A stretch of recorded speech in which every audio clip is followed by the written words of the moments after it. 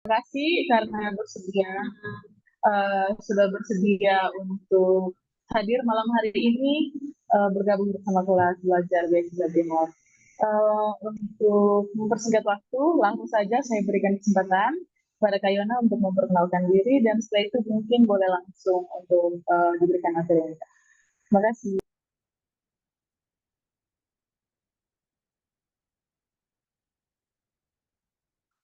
Terima kasih Kak Cica. Halo, selamat malam semua. Malam Kak. Ya, Apakah untuk beasiswa Timur yang sudah memberikan saya kesempatan untuk berbagi bersama teman-teman. Perkenalkan, nama saya Yona Detak, asal dari Kupang, Nusa Tenggara Timur, dan saat ini menjadi calon penerima beasiswa LPDP jalur afirmasi di batch kedua tahun 2023 kemarin. Saat ini saya sedang mengikuti program pengayaan bahasa di Universitas Indonesia.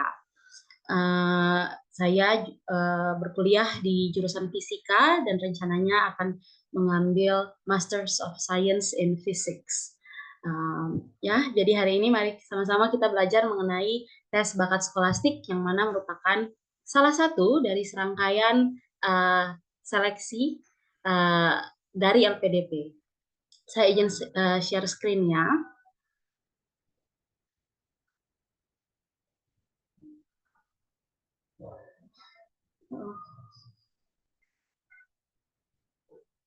Oke, apakah layar saya bisa teman-teman lihat?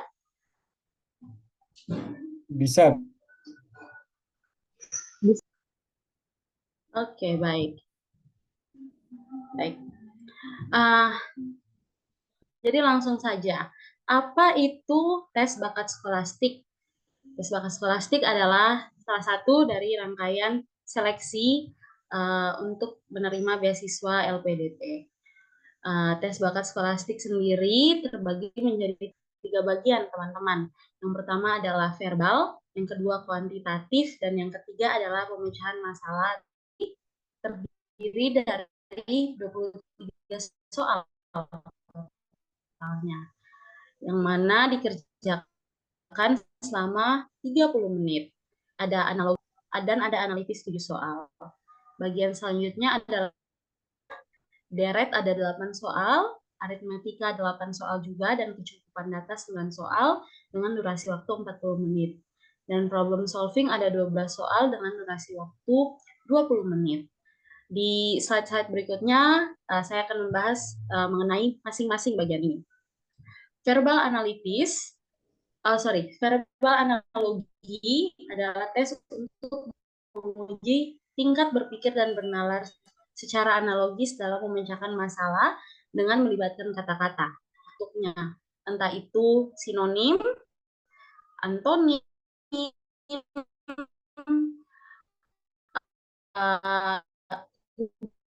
hubungan karena itu waktu TBS ini untuk banyak membaca biar ketika berhadapan dengan soal-soal analogis ini kita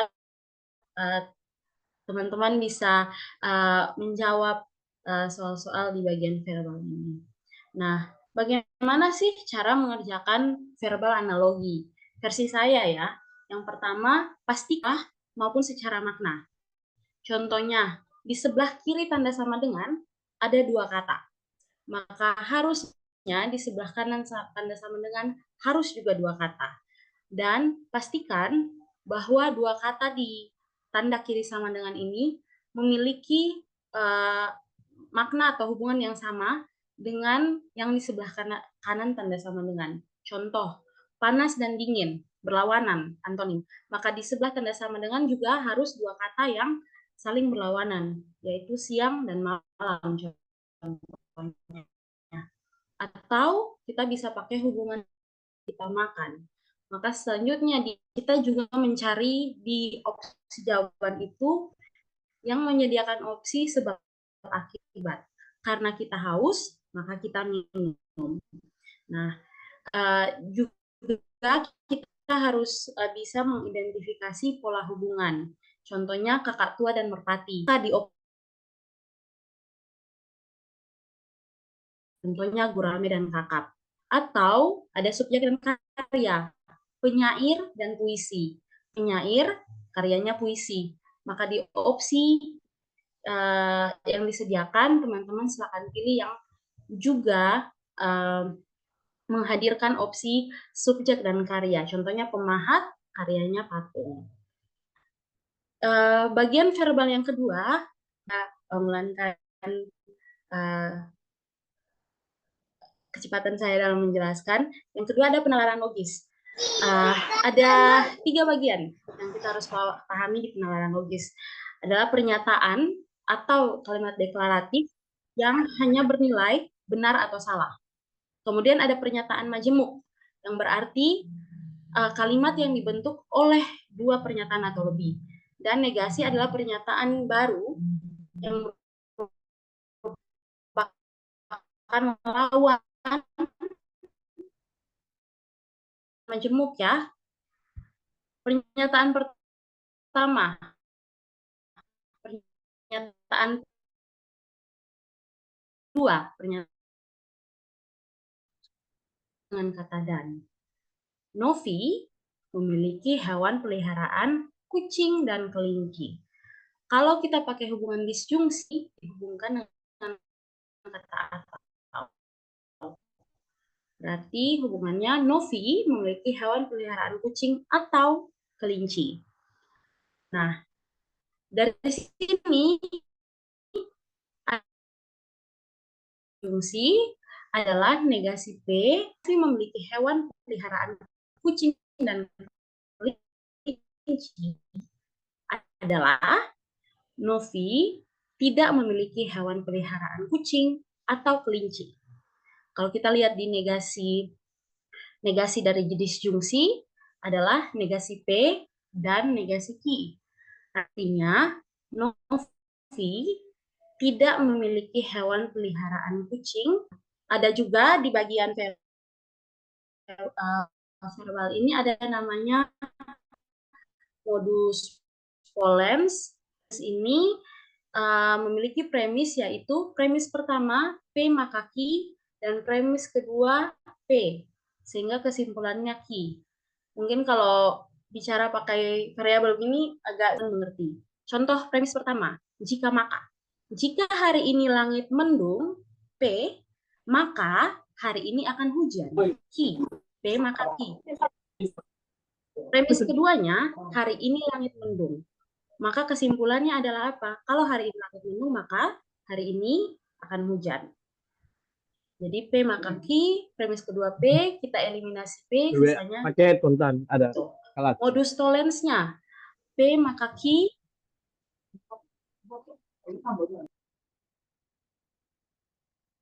Oke, saya lanjutkan. Untuk modus tolens, premis 1 P maka Q, premis 2 negasi Q. Jadi contoh premis 1. Jika hari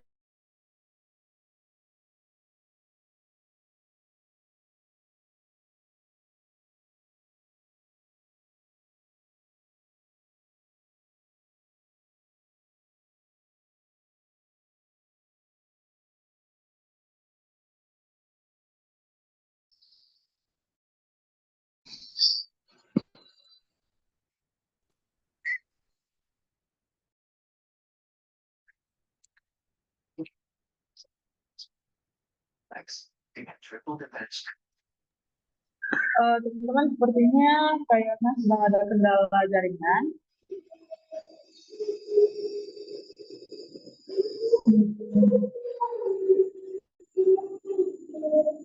Oke, sambil menunggu, selamat datang teman-teman yang baru bergabung.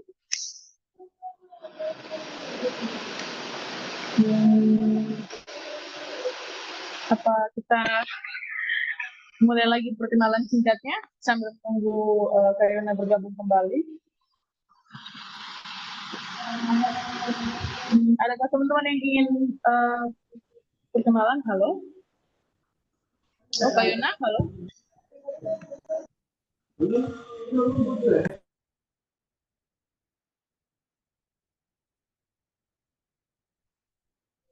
Oke. Halo, apakah teman-teman sudah bisa mendengar saya kembali?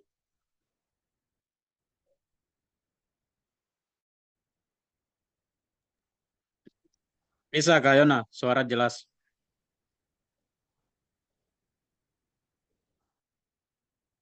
Oke, baik. Terima kasih. Saya lanjutkan ya tadi ya teman-teman. Mohon maaf internet koneksi saya di sini kurang baik. Hmm,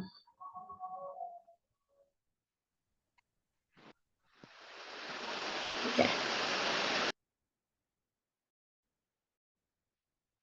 Oke. Kita lanjut ke modus silogisme. Modus silogisme memiliki dua premis. Premis yang pertama, P maka Q, dan premis yang kedua, Q maka R. Sehingga kesimpulannya adalah P maka R. Contoh di sini, pernyataan P-nya adalah hari ini langit mendung. Pernyataan Q-nya hari ini akan hujan. Dan pernyataannya adalah Doni membawa payung.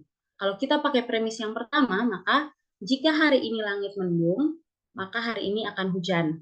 Premis yang kedua, jika hari ini akan hujan, maka Doni membawa payung. Sehingga kesimpulannya adalah, jika hari ini langit mendung, maka Doni membawa payung. Kemudian bagian verbal yang terakhir adalah analitis. Nah, cakupan analitis ini teman-teman ada beberapa. Yang pertama itu adalah soal-soal yang melingkar.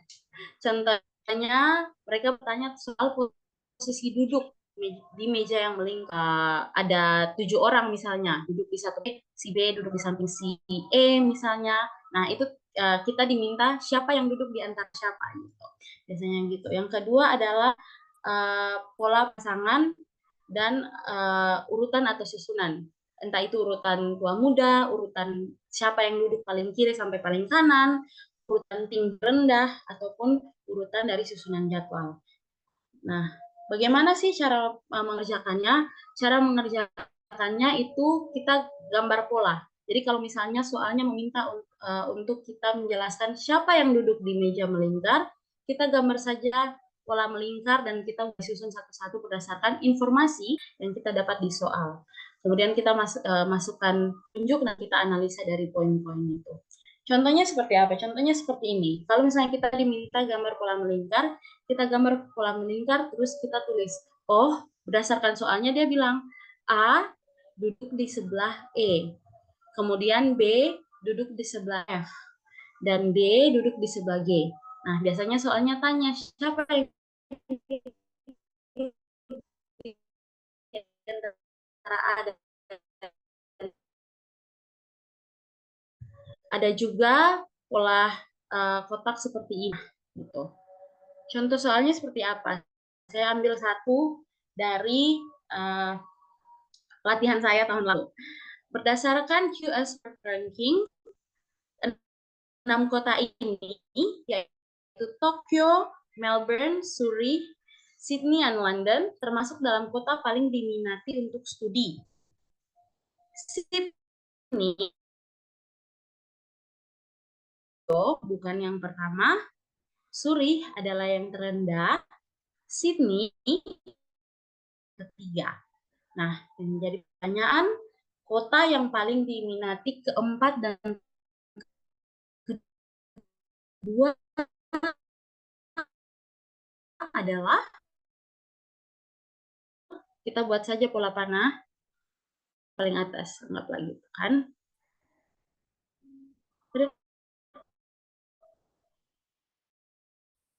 Terus dibilang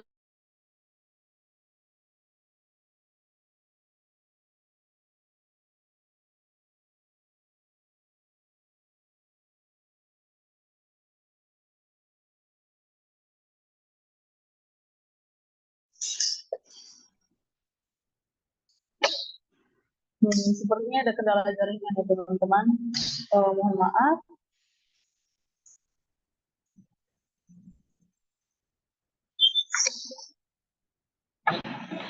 Oh ya, jika ada yang ingin ditanyakan nanti akan ada sesi Q&A ya teman-teman. Jadi setelah Kayona menjelaskan materinya, nanti boleh teman-teman tanya via open link atau via chat. Sambil menunggu Kayona, mungkin tadi ada halo Kayona? Halo Kak, Oh iya, maaf ya. iya Kak. Kak, Maaf ya. mungkin Ya, sepertinya ada kendala jaringan. Mungkin Kayona bisa ya. off-cam saja dan Ya. ya share screen saja Kak. Mungkin Oh, off cam saja ya. berat. Ya, Baik. Oke, ya kita terima lanjut kasih ya. Kak. Iya, Kak. Oke, kita lanjut. Kita tadi sudah gambar panah. Tuh. Aduh, maaf tidak lurus panahnya. Oke. Dia bilang bahwa Surih di urutan paling rendah. Saya taruh Z di sini. Ada berapa kota? Ada 6. Jadi 1, 2, 3, 4, 5, 6.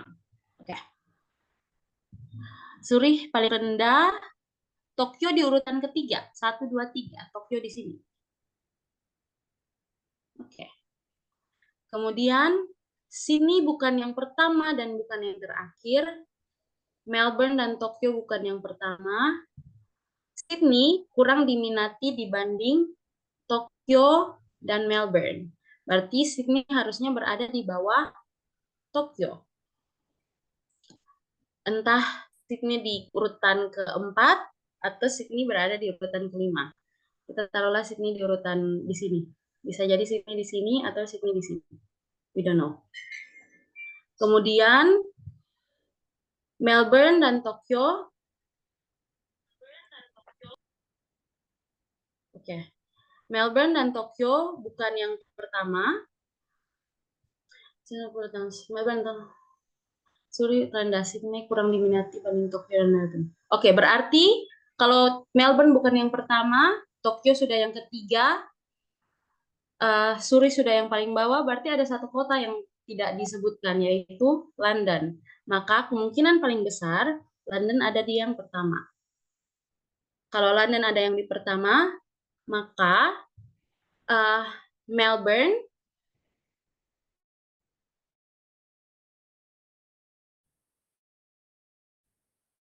kemudian uh, Sydney, karena Tokyo sudah ada ya, Melbourne, dan Sydney yang ada di antara 2 dan 4 ini.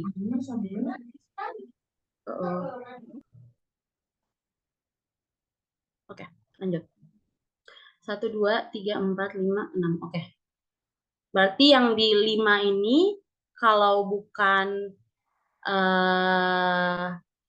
Sydney, karena Sydney tidak mungkin di sini, berarti Melbourne ada di sini. Melbourne di kedua. Jadi kita sudah punya London, kita sudah punya Melbourne, kita sudah punya Tokyo, London, Melbourne, Tokyo, Surrey. Oh maaf, ini bukan 6, ini 5 teman-teman, maaf. 5. Tuh, ini hapus ya. Gitu. Berarti Surrey di yang terakhir.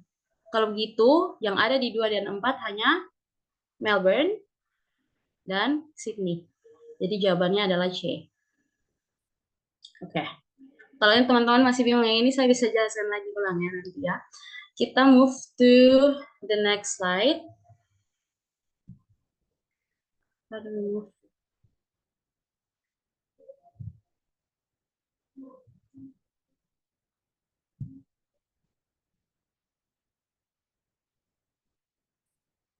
Aduh, beta.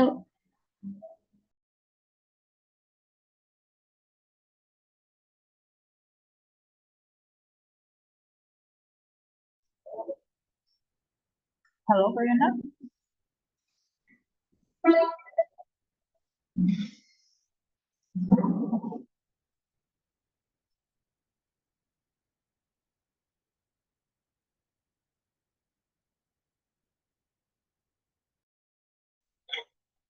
Halo Kayona.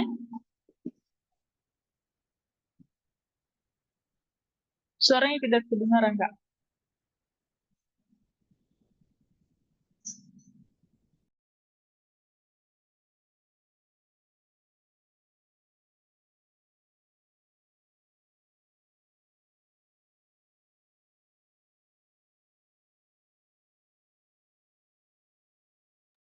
Oke. Halo teman-teman. Saya mohon maaf sekali hari ini sesinya kendala di jaringan saya di sini. Kita masuk lanjut ya ke kuantitatif. Jadi setelah tadi verbal sudah ada analogis, ada analitis dan analogis, kita ke kuantitatif. Yang pertama ada deret, kemudian ada aritmatika, dan juga kecukupan data. Deret ini, tugas kita di sini adalah mencari pola yang konsisten. Sementara di aritmatika, ini merupakan aplikasi matematika dasar sampai menengah dalam konteks sosial, dan kecukupan data untuk mengevaluasi apakah data yang diberikan sudah mencukupi atau belum.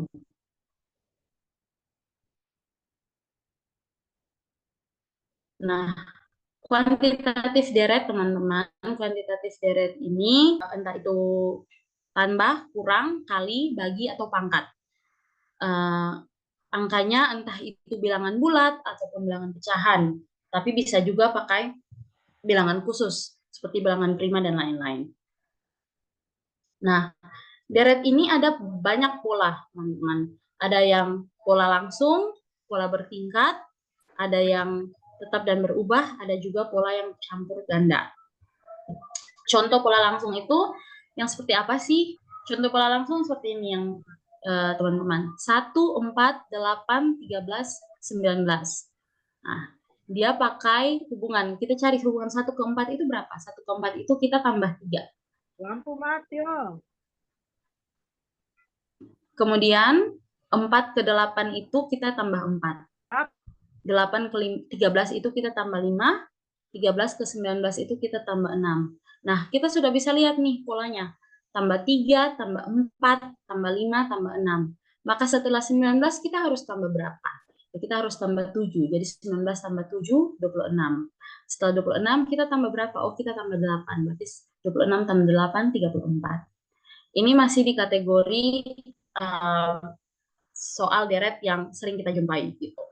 Atau lompat. Jadi dia polanya tidak di bilangan yang di sebelahnya, tapi bilangan yang lompat. Jadi hubungannya 2, 4, 8, 16. 2 ke 4 kita kali 2, 4 ke 8 kita kali 2 lagi, 8 ke 16 kita kali 2 lagi. Jadi kita tahu nih, untuk hubungan bilangan yang di urutan ganjil, kita kali 2. Sementara bilangan yang di urutan genap, yaitu 3, 5, 7, dan selanjutnya, itu kita tambah 2. 3 ke 5 kita tambah 2, 5 ke 7 kita tambah 2, maka 7 ke bilangan selanjutnya, yang titik-titik pertama ini, kita tambah 2 juga. Berarti 7 tambah 2, 9. Kalau gitu di sebelah 9, kita pakai hubungan yang di atas, yaitu dikali 2, maka 16 dikali 2, 32. Ada yang datar, jadi dia hanya satu kali saja. Contoh seperti yang ini masih hubungannya datar. Tapi kalau misalnya dia bertingkat, 1, 13, 23, 30, 33. Kita tidak bisa langsung menebak polanya dalam satu kali gitu. Satu kali ini 12, 10, 7, 3, negatif 2, negatif 8, itu kita tidak bisa langsung dapat. Kita harus cari dulu hubungan dari 12 dan 10 ini. Jadi 1 ke 13 itu kita tambah 12, teman-teman. Kemudian 13 ke 23 kita tambah 10. 23 ke 30 kita tambah 7, 30 ke 33 kita tambah 3. Nah, kalau kita hanya lihat dari pola ini, kita belum bisa dapat hubungannya seperti apa untuk deret ini. Maka kita buat lagi pola di atasnya itu, jadi 12 ke 10 plus 12 ke plus 10 itu kita kurangi 2. Plus 10 ke plus 7 itu kita kurangi 3. Plus 7 ke plus 3 itu kita kurangi 4. Kalau kita sudah dapat polanya ini, berarti sudah bisa. Negatif ini kurang 2, kurang 3, kurang 4. Maka selanjutnya kita perlu apa? Kita kurang 5. Jadi 3 kurang 5 itu negatif 2. Kemudian negatif 2 kurang 6, kita dapat negatif 8. Berarti 33 kurang 2, kita dapat 31. 31 kurang 8, kita nanti dapatnya 23. Ada juga yang campur, teman-teman. Jadi dia bukan hanya tambah atau kali, tapi dia bisa tambah kurang kali bagi. Contohnya seperti apa? Ini bisa dilihat 1, 8, 3, 24, 6, 15, dan titik-titik yang harus kita isi. 1 ke 8 itu kita tambah 7. 8 ke 3 kita kurangi 5. Oh sorry, ini dia campur dan dia lompat, teman-teman. Jadi 1 ke 8, kemudian dia lompat. 3 ke 24, dan 6 ke 15. 1 ke 8 kita tambah 7, 3 ke 24 kita kali 8, 6 ke 15 kita tambah 9. Jadi kita tahu yang bagian ini hubungannya adalah ditambah dan dikali, ditambah dan dikali. Tambah 7 kali 8, tambah 9 kali 10. Nah, yang di bawah, 8 ke 3 itu kita kurang 5. 24 ke 6 itu kita bagi 4. Berarti kita tahu, oh dia kurang, kemudian dia bagi. Berarti selanjutnya dia kurang lagi. 15 kurang 3. 5, 4, 3. Berarti 15 kurang 3, 12. Gitu.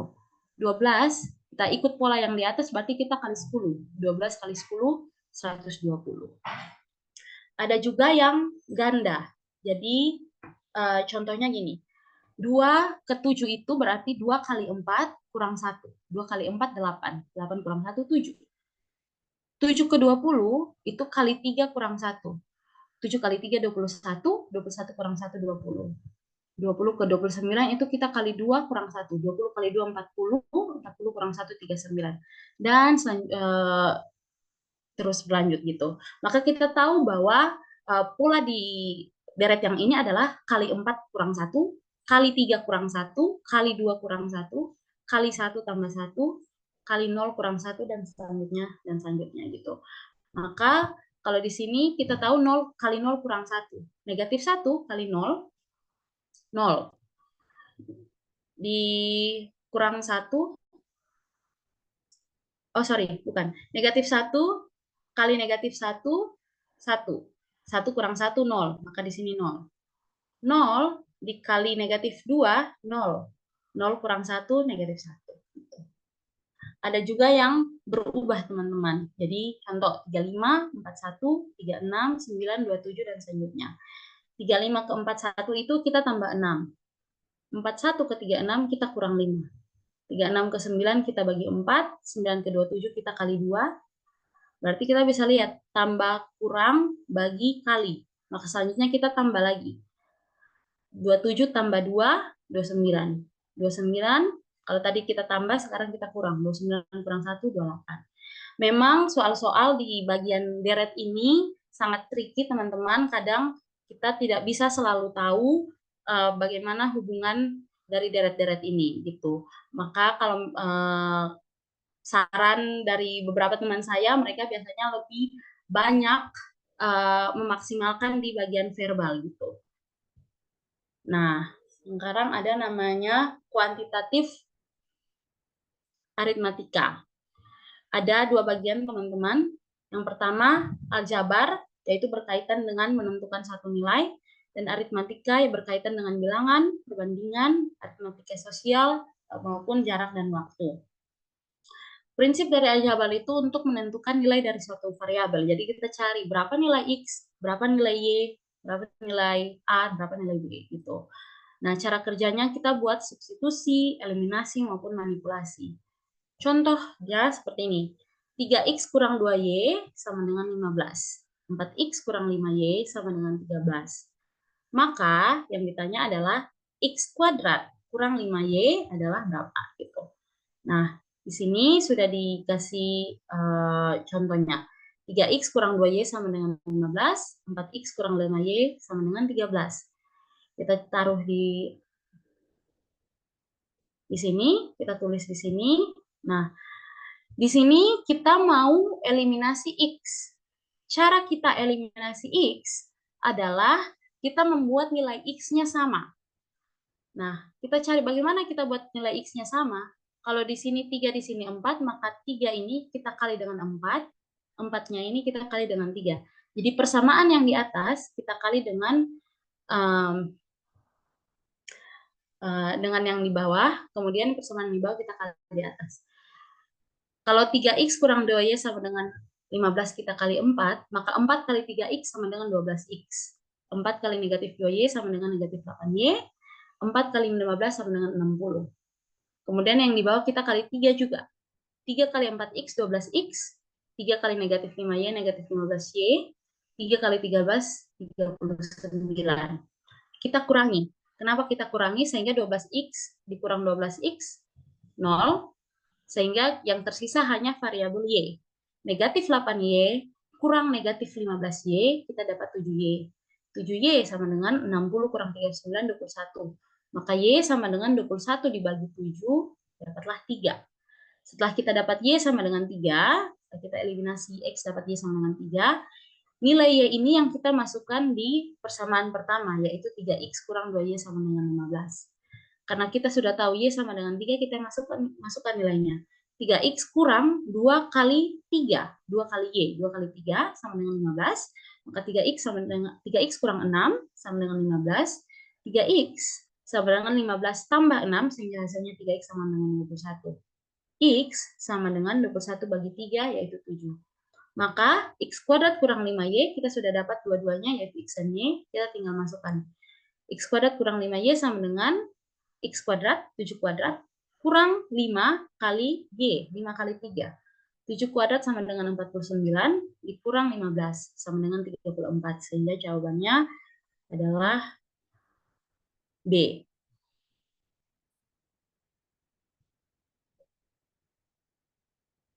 Oke.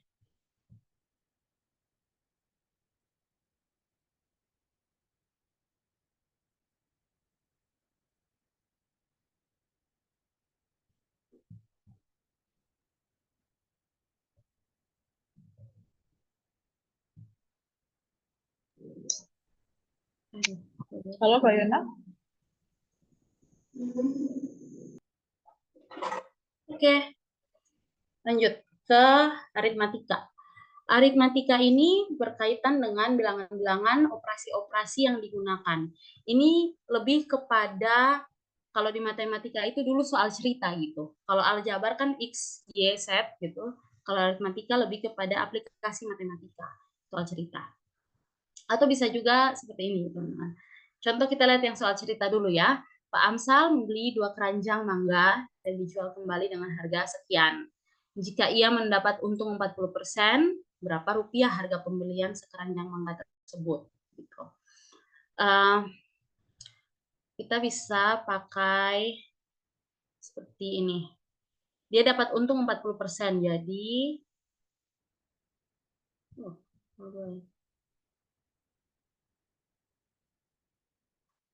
40%.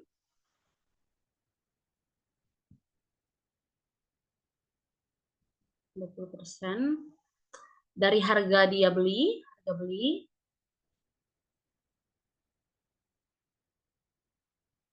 tambah, harga belinya itu sendiri sama dengan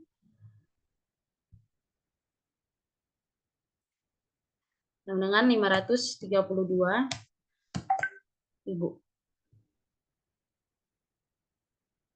Maka 40% HB itu berarti 0,4 dari harga beli ditambah harga beli sama dengan 532.000. 0,4 harga beli tambah harga beli adalah 1,4 harga beli sama dengan 532.000. Maka harga belinya sama dengan 532.000 kita bagi dengan 1,4. Harga belinya kita dapat dengan ini, maaf saya pakai kalkulator untuk kali ini ya. 532 bagi 1,4 kita dapat 380.000. Jadi jawabannya di sini adalah D. Bagaimana dengan yang soal di sebelah kiri? Nilai dari negatif 2017 tambah negatif 2015 tambah negatif 2013 dan selanjutnya sampai 2017 plus 2017 plus 2019 plus 2021 plus 2023. Ini teman-teman kita langsung fokus di bilangan yang tidak ada negatifnya. Gitu. Yang tidak ada negatifnya adalah 2019, 2021, dan 2023. Kenapa? Karena bilangan yang ada negatifnya dia akan saling menghabiskan. 2017 ditambah negatif 2017 berarti 0. Begitu juga di sini. Jadi negatif 2013 nanti ada di titik-titik ini ada positif 2013. Mereka akan saling menghabiskan. Jadi ini akan 0 juga, ini akan 0 juga. Sehingga yang tidak ada negatifnya yang kita fokus. 2019 plus 2021 plus 2023.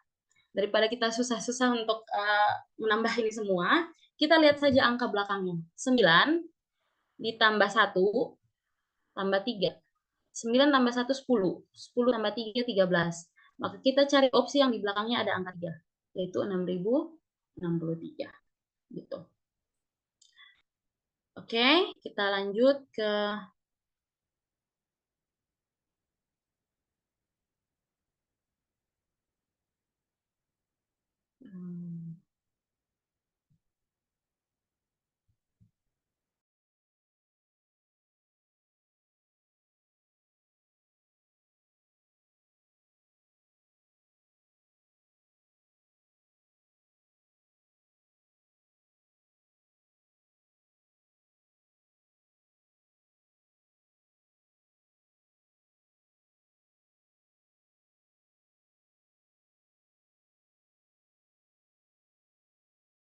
kita lanjut ke materi kecukupan data. Jadi bagian terakhir dari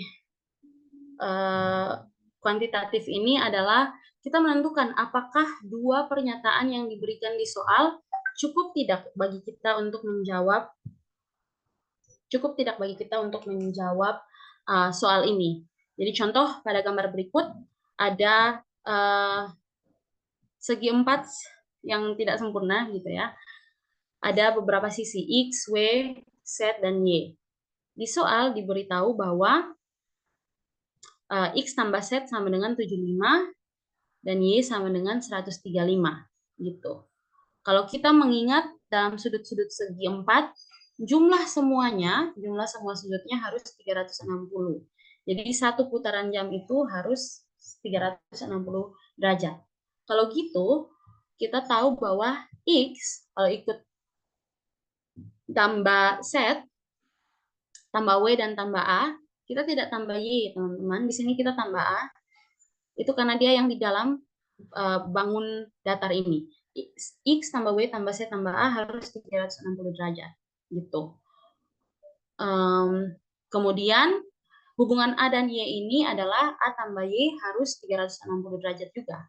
Berarti A sama dengan 360 derajat dikurang Y. Sehingga kalau kita kembalikan ke X tambah Y tambah Z tambah A sama dengan 360, berarti X tambah Y tambah Z tambah 360 kurang Y sama dengan 360.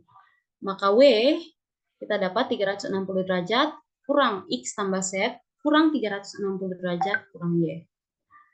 Kita tahu bahwa dari sini X tambah Z 75. Jadi 360 derajat kurang 75 kurang 360 derajat kurang 135.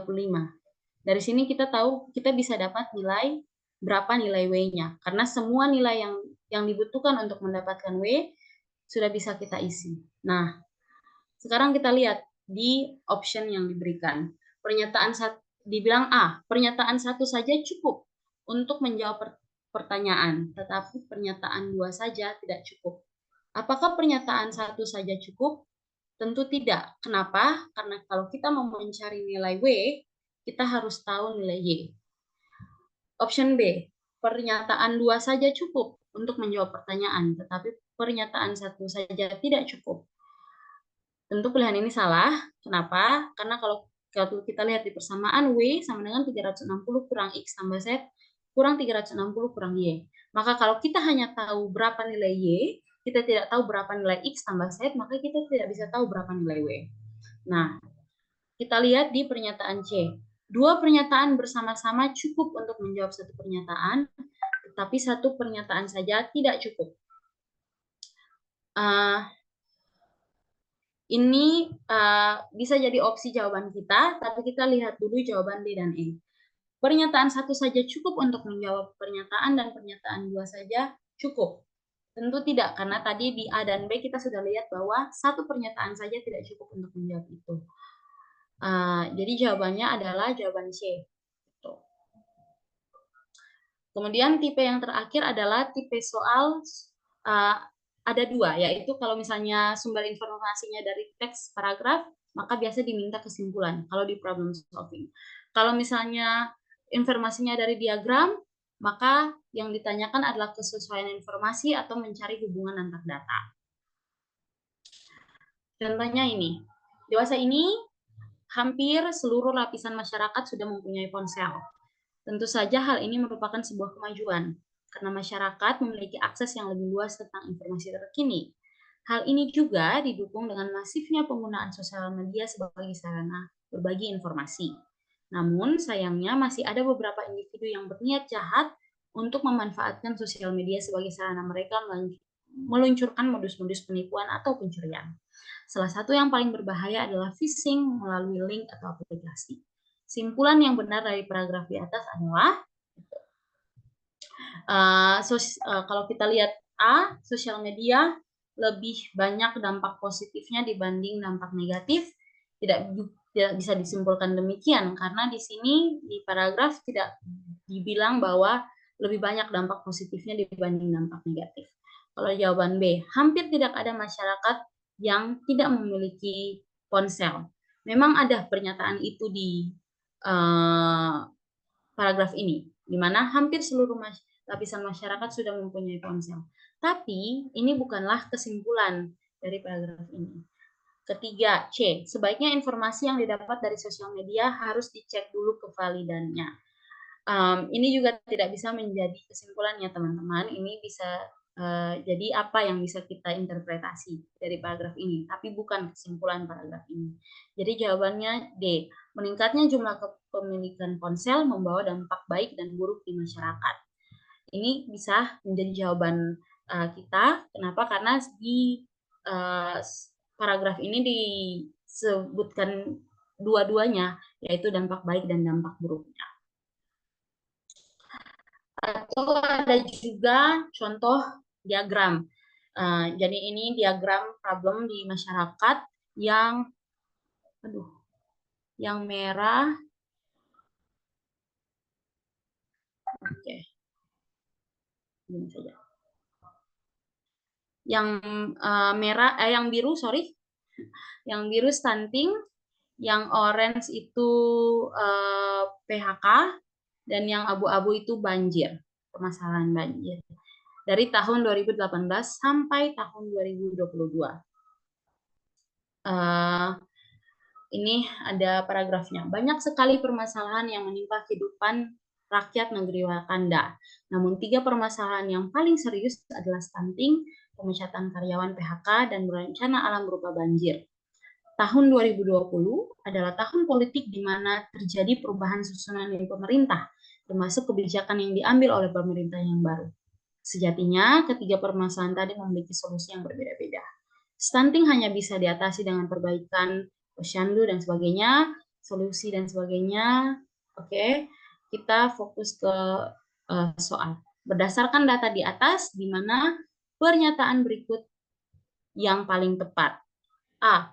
Pemerintah yang baru sudah meningkatkan kualitas pelayanan posyandu di tahun 2020. Nah, kalau yang biru itu stunting, maka kita lihat 2020 ke 2021 memang permasalahan di masyarakatnya berkurang, tapi belum signifikan, sehingga kita tidak bisa bilang bahwa ini adalah jawabannya. Pemerintah yang baru sudah melayani masyarakat dengan sepenuh hati. Ini tidak bisa kita jadikan jawaban karena tidak ada. Ini hanya opini gitu teman-teman, tidak ada based on data kalau dari opsi jawaban ini. Pemerintah yang baru sudah mengamandemen peraturan tentang lapangan kerja di tahun 2020. Nah, kalau misalnya dia sudah di amandemen, maka harusnya tingkat PHK di tahun 2021 berkurang, tapi ini malah tinggi gitu kan. Jadi D bukanlah jawaban. C bukanlah jawaban yang tepat. Pada 2021, pemerintah baru memprioritaskan pengerukan sungai dan reboisasi. Kita fokus di yang abu-abu. Gitu. Kalau memang sudah diprioritaskan, kalau memang sudah diprioritaskan untuk pengerukan sungai dan reboisasi, maka harusnya yang abu-abu ini dari tahun 2021 ke 2022 harusnya lebih berkurang. Tapi ini malah di tahun 2022 ada sedikit peningkatan. Pemerintah yang baru tidak memberi dampak sama sekali ke masyarakatnya. Tidak bisa dibilang begitu juga karena ada penurunan di bagian stunting. Jadi dari kelima jawaban ini yang paling aman kita jawab ya teman-teman adalah bagian A. Gitu. Mungkin itu yang bisa saya bagi dari soal-soal TBS teman-teman. Terlalu banyak mungkin contoh yang saya berikan malam ini. Jadi kalau misalnya teman-teman mau tanya, saya persilakan dengan senang hati. Terima kasih. Saya kembali ke Baik Kak Yona, terima kasih banyak. Ya, terima kasih banyak Kak untuk sharingnya malam ini. Mungkin langsung saja untuk teman-teman yang ingin bertanya boleh open mic, raise hand, atau via kolom komentar ya. Boleh silakan teman-teman. Ada yang ingin bertanya atau ingin klarifikasi atau ingin mengetahui lebih dalam penjelasan dari Kak Yana tadi? Oke, baik. Sudah ada Kak Iin Jungsina. Silakan Kak. Ya baik, selamat malam. Sebenarnya saya ini pertama kali mengikuti LPDP ya. Sebenarnya umur saya sudah di ambang batas gitu ya, sudah sudah delas gitu ya. Ini untuk tes bakat skolastik dan alhamdulillah keterima yang seleksi administrasi eh, ini ya lolos gitu dan ini mau tes skolastik.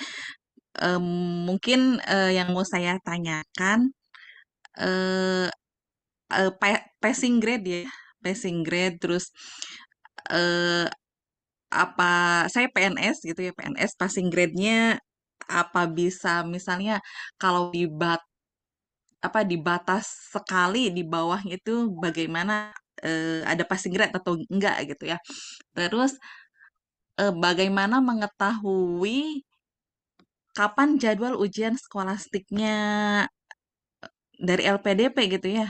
Karena saya baru sekali gitu ya, maksudnya jangan dan umur saya juga sudah di akhir-akhir gitu ya, sudah di akhir-akhir dan mungkin ini mungkin tahun ini mungkin masih bisa lah batch kedua seandainya eh, ini tidak lolos gitu. Nah, ini jangan sampai saya khawatirnya kecolongan, misalnya gara-gara waktunya nggak tahu gitu ya. Ini taunya itu dari mana kita ujiannya tanggal segini, segini, segini. Terus ketika tes skolastik itu bagaimana ininya prosedurnya gitu. Kalau kayak tes TOEFL kan kita yang online itu harus ada yang diinstal ya apa? TOEFL browser ya. Nah, ini yang tes skolastik itu bagaimana LPDP menseleksi kita gitu ya. Dan juga sekaligus kiat-kiatnya dong juga ya, Mbak, bagaimana agar kita bisa lulus gitu tes skolastik ini.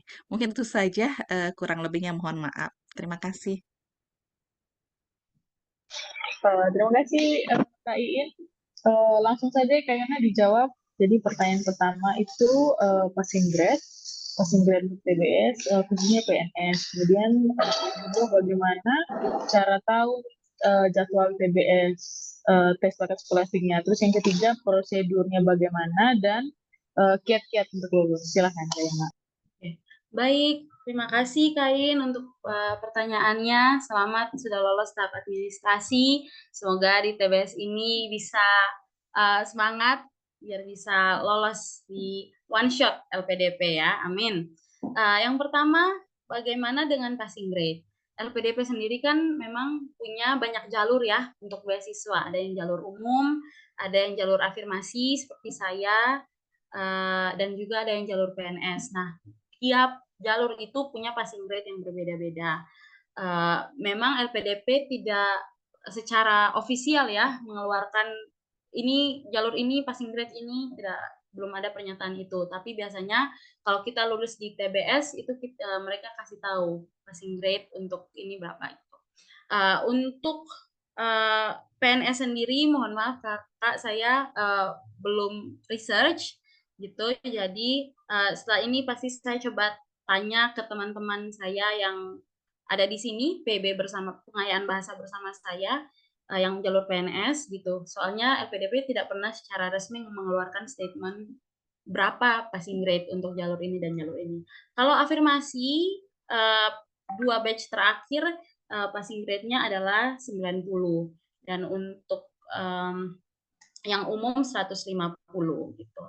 Jadi nanti saya konfirmasi lagi, mungkin bisa lewat DM mungkin Kak, kalau misalnya Kak mau tanya supaya saya bisa kasih tahu infonya ke Kakak. Kemudian kalau untuk jadwal itu dari aplikasi beasiswanya Kakak atau dari email atau dari WhatsApp.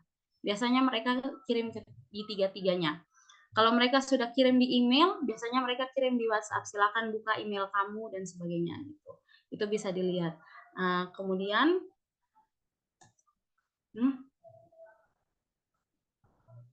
what happened? Dokter macet? No. Masih banyak. Oh. Halo, Kak Yona. Halo. Oh iya, Kak. Lanjut. Kemudian untuk ya tadi jadwalnya ya, mohon maaf.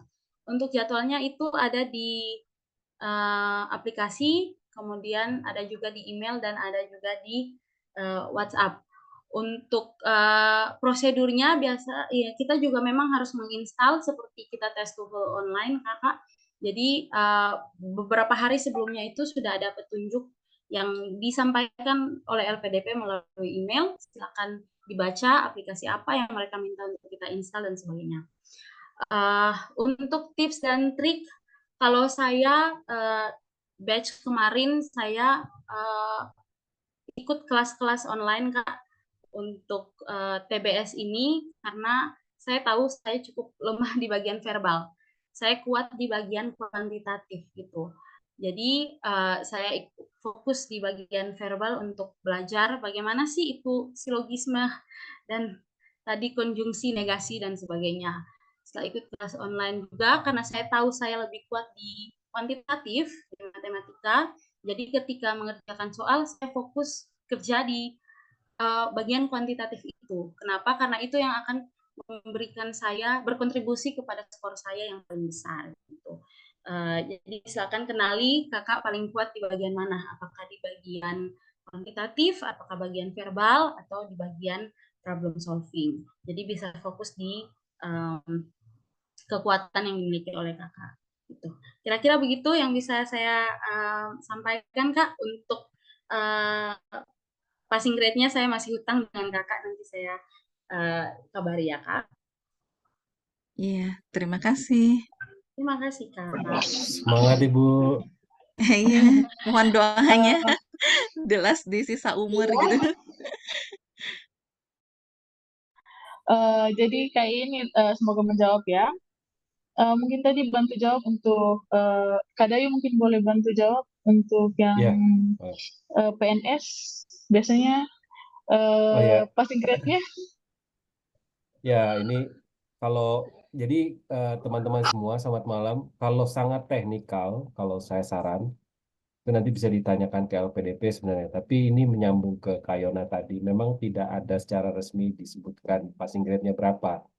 Tetapi nanti kalau kita sudah tes, lalu nanti keluar hasilnya kita nanti disebutkan passing grade yang pada saat itu ya yang pada tahun itu atau tahap itu akan muncul di bidang atau di skema kita akan muncul, terus kita melewati atau tidak passing grade itu. Jadi ada nilai kita, ada passing grade-nya.